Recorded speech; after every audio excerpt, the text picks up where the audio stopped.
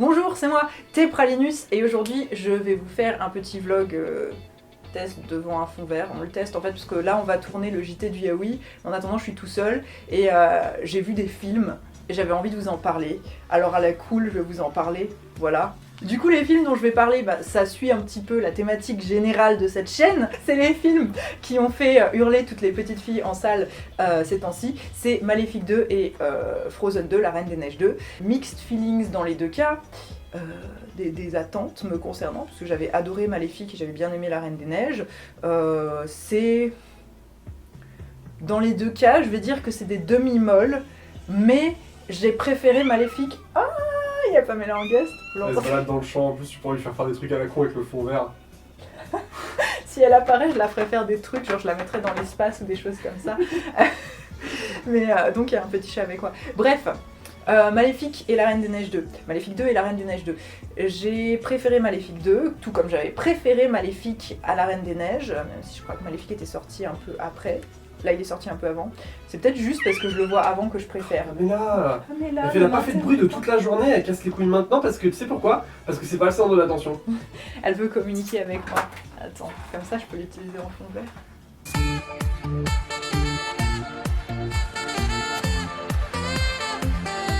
Petit chat. Oh là là. Je la maltraite pas là, elle est chill, ça va? Non, ça va. Ça va. Elle le dit de façon STMA quand elle est pas contente. Voilà, elle est chill, hein. Mais en attendant, tu bouffes de la mémoire, donc Et de la batterie là. on va te reposer, te laisser faire ta vie. Là, t'es contente, on a fait attention à toi. Bon, La Reine des Neiges de Maléfique 2. Il faut savoir un truc sur Disney, que tout le monde sait déjà, hein, mais je vais le rappeler. Disney mange à tous les râteliers. Disney en est à un stade où il ne peut offenser personne, parce qu'il est sur tous les marchés, parce qu'ils investissent des fortunes dans leurs films, et du coup ça doit être le plus politiquement correct possible, mais politiquement correct, c'est-à-dire dans tous les pays, c'est-à-dire que ça doit à la fois pas être homophobe, mais pas avoir de représentation queer, ça doit être inclusif, mais en même temps ça doit pas offenser les blancs, ça doit, enfin, c'est genre tout, absolument tout, et du coup tu te trouves avec des espèces de compromis pas très enthousiasmant, je trouve, des compromis qu'on a dans Star Wars, qu'on a dans les films Marvel, qu'on a dans les dessins animés Disney. Il y a des efforts qui sont faits pour offenser personne, mais il y a aussi pas beaucoup de risques qui sont pris. C'est ça. Donc, est-ce qu'on leur donne un point pour l'effort? C'est à vous de voir. Moi, perso, j'ai pas envie, parce que Disney a pas besoin de mon point pour l'effort. Disney a pas besoin que je lui fasse de la pub, hein. Franchement. Il a déjà tout votre argent, il a déjà nos âmes, il a déjà l'âme de toutes les petites filles, parce qu'en plus ils ont rajouté des poneys dans La Reine des Neiges, spoiler, c'est joli. Franchement, il y a des moyens, dans les deux films, il y a des moyens de ouf. La petite fille en moi, qui aurait aimé avoir ce niveau d'effets spéciaux pour ce genre d'histoire, était absolument ravie. Les costumes sont magnifiques, les effets de lumière, la magie, tout ça, c'est l'enjaille facile, ça se laisse voir. Franchement, si les deux films repassaient, je les reverrais sans problème. Je pense pas que j'irai les revoir au cinéma, peut-être pour accompagner des potes et pour délirer un petit peu. Non, si, il y a des problèmes de rythme dans les deux films, mais je dirais que il y a d'autres choses qui sont tellement plaisantes, gratuites et plaisantes, que ça passe, quoi. C'est du spectacle. C'est pas très bien fait en termes d'écriture, mais ça t'en met tellement plein la vue tout le temps que t'es comme ok, I buy it. Donc bon, ça dépend de vos exigences. Je pense que ça pourrait énerver des gens qui s'attachent plus au scénar ou des choses comme ça, mais bref. Et puis, sans aller plus loin, ce qui serait intéressant d'analyser dans ces deux films, c'est le rapport des États-Unis au patriarcat et à leur héritage colonial. Le chat aime bien parler avec moi quand je parle de patriarcat et d'héritage colonial.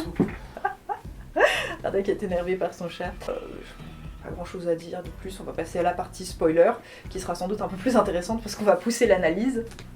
J'ai des petites notes. La Reine des Neiges et Maléfique étaient, disons, plus progressistes, les 1 quand ils sont sortis, que les 2 quand ils sortent là en ce moment, je trouve. Maléfique 2 continue à avoir un discours plus audacieux que La Reine des Neiges, sans doute parce que ça s'adresse à un public un petit peu moins large. La Reine des Neiges est co-dirigée par une femme, mais j'ai l'impression que Maléfique, le projet est plus porté par des femmes, que ce soit l'interprète principale, que ce soit tout ça. Enfin, en fait, il y a moins d'enjeux mercantiles, donc forcément, ils sont un petit peu plus libres, et donc ils ont un discours plus intéressant. Mais donc, Maléfique, j'avais été vraiment subjuguée par le discours clairement antipatriarcal avec ses limites. C'était du féminisme blanc, c'était du féminisme assez essentialiste, avec l'idée d'une fées à l'essence maternelle, ou en tout cas qui développent une identité très maternelle qu'elle garde dans le 2, et c'est assez intéressant je trouve d'avoir un personnage tel qu'Angelina Jolie avec cet aspect codé méchante, codé femme fatale qui est juste une créature maternelle. Mais ouais, donc c'est un féminisme qui a ses limites, mais c'est un féminisme quand même qui s'affirme. Elle affrontait un roi qui était vraiment une espèce d'outil du patriarcat médiocre. Enfin, c'était vraiment très clair le discours du premier Maléfique, avec cette opposition nature, comme ça, qui peut aussi lier à une réécriture de l'histoire coloniale des États-Unis à travers des contes européens, ce que fait Disney aussi avec La Reine des Neiges. Je trouve que le 2, Maléfique 2, qui a donc une antagoniste qui est une femme, perd du coup de cette clarté en fait. Après du coup ça devient plus un discours anticolonial qui a également de grosses limites, c'est-à-dire qu'on va avoir une grande diversité de fées qui vont venir de tous les pays, qui vont être de plusieurs races différentes, qui vont être oppressées par les humains, qui sont des êtres plus proches de la nature, donc tu as les images des bons sauvages très problématiques, mais néanmoins c'est un discours anticolonial et on voit qu'ils ont leur culture, on voit qu'ils ont leur savoir, on voit que ça manque aux humains aussi de les avoir éradiqués. Et puis il y a ce discours de la jalousie, du fait que les fées avaient leur richesse et que les blancs qui meurent de faim, enfin pas les blancs du coup, les humains qui meurent de faim veulent s'accaparer, qui est porté par la reine qui est la colonne, la colonne, le colon, la colonne, bref, c'est aussi intéressant quand même d'avoir une figure de femme qui est colonne parce qu'on voit souvent des hommes dans ces rôles-là. Ce discours anticolonial est porté par une femme blanche, Maléfique, et donc bon. Après, ça c'est moi qui vais pousser la métaphore, qui pense qu'il y a ce genre de discours qu'on peut y lire. Je pense que ma lecture est légitime. Par rapport à La Reine des Neiges 2, je pense qu'il y a aussi vraiment des enjeux coloniaux typiquement américains qui sont traités. Et c'est... Disney mange à tous les râteliers. En fait, ils sortent le film, j'ai parlé avec des personnes américaines en fait du coup qui ont vu le film et qui m'ont fait part de leur lecture. Ils sortent La Reine des Neiges 2 au moment de Thanksgiving. Je crois que je filme le jour où ça se passe d'ailleurs, je sais pas, qui est une fête donc, qui est d'une hypocrisie sans nom en fait, qui célèbre une espèce d'union fantasmée entre les peuples natifs américains et les colons qui leur ont offert à manger, blablabla, avant de se faire complètement annihiler par eux. Yeah! Mais bref, Thanksgiving. Et donc les États-Unis ont... Les Blancs aux États-Unis ont du mal à faire face à leur héritage colonial et La Reine des Neiges montre tout ça en fait, parce qu'on a un scénario où il s'avère déjà un des sens suprême, le personnage le plus blanc de chez Blanc est en fait métisse, est en fait du coup le fruit de cette espèce d'idéal de melting pot, et l'enjeu en fait c'est que les deux héroïnes vont faire face à leur héritage colonial, puisqu'elles ont une partie de leur famille qui sont des colonisateurs métaphoriques, le grand-père qui a brisé un pacte, qui a mené à une guerre avec l'équivalent des natifs américains qui sont codés Sami, mais on sait très bien de quoi ça parle, même la forêt qu'on voit dans La Reine des Neiges 2, désolé, mais c'est pas une forêt norvégienne, finlandaise, c'est une forêt américaine.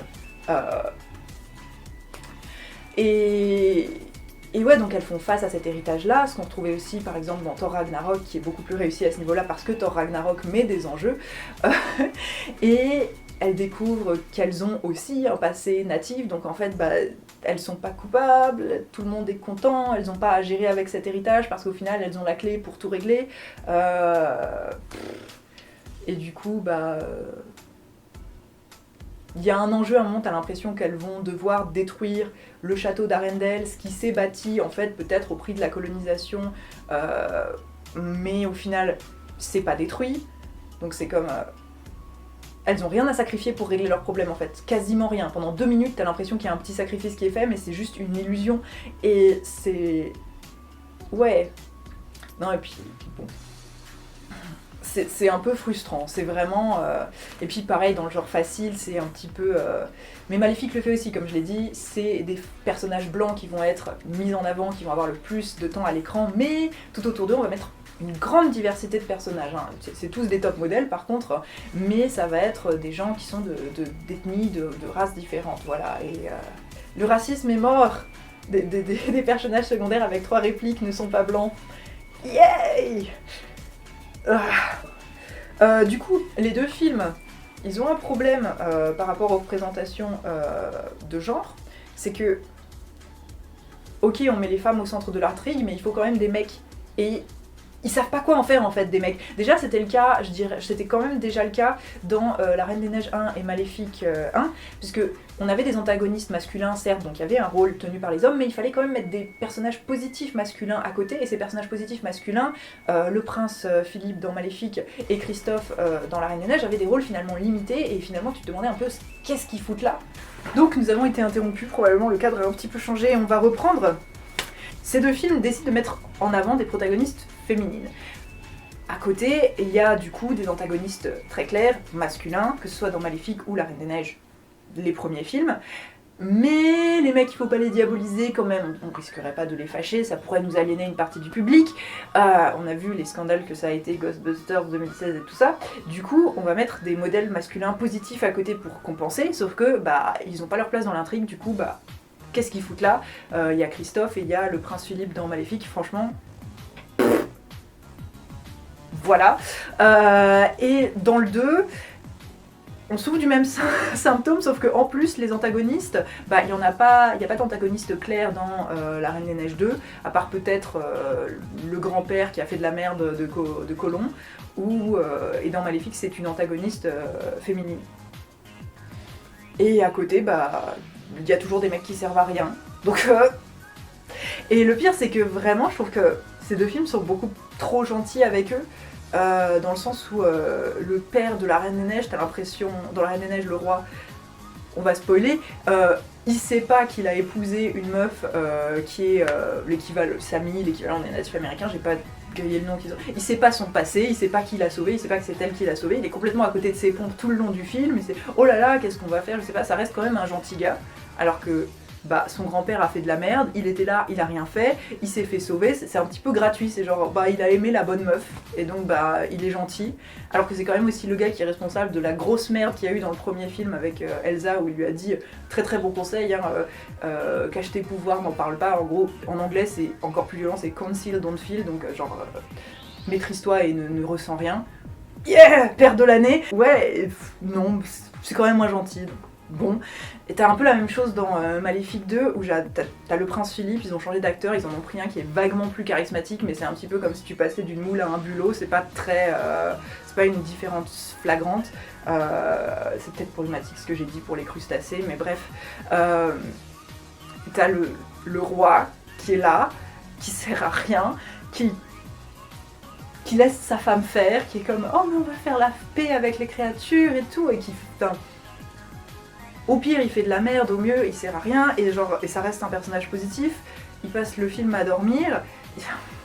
Ils auraient eu une possibilité pour faire quelque chose de vaguement subversif dans Maléfique 2, c'est que ils auraient pu retourner le schéma de Maléfique qui réveille Aurore par son amour maternel, avec Philippe qui réveille son père par son amour filial. On voit très peu de représentation d'amour filial, disons, avec des gestes d'affection entre hommes au cinéma. Ça aurait pu être...